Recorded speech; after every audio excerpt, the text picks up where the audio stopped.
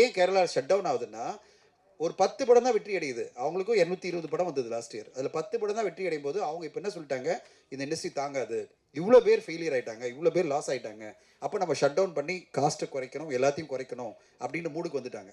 இது இப்போ டிஸ்கஷனில் இங்கே நம்முடைய அசோசியேஷன் எல்லாம் அதான் போயிட்டு இருக்கு. எப்படி குறைக்க போகிறோம்? ஏன்னா சிறு பட்ஜெட் படங்கள்லாம் சக்ஸஸ் ஆக மாட்டேங்குது பிகாஸ் ஆஃப் வேரியஸ் நான் சொன்ன மாதிரி ரீசன்.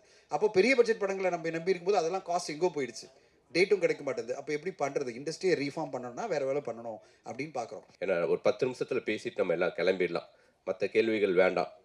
இந்த ஒரு 2 ப்ரொடியூசரை கூட்டிகிட்டு வந்தேன் நான் படம் பண்ணலான்ட்டு. ரைட்டாக தனஞ்சயன் சார் பேசுறதுல பதட்டமாயிட்டாரு. ரொம்ப ரிஸ்க் அதிகமாக இருக்கும் போல தெரியுது. நான் இப்போ யோசிக்கிறேன், இந்த ப்ரொடியூசரை கூப்பிடாமே இருந்திருக்கலாமோ. வெங்கடேசன் சார் எந்திரிங்க.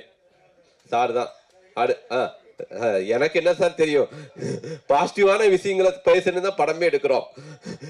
சரி, ஓகே. எனிவே சார் பயப்படாதீங்க, நான் இருக்கேன். Don't worry.